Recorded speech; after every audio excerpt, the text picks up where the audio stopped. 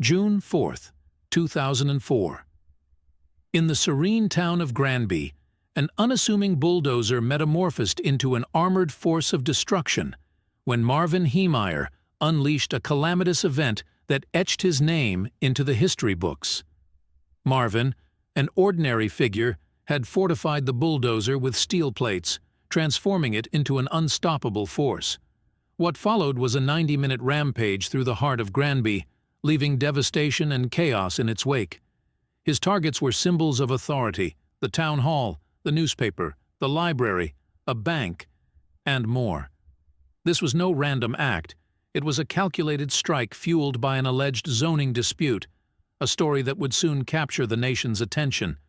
With unwavering determination, the armored bulldozer plowed through at least 12 buildings and multiple cars, causing an estimated $5 million in damage. Attempts to halt the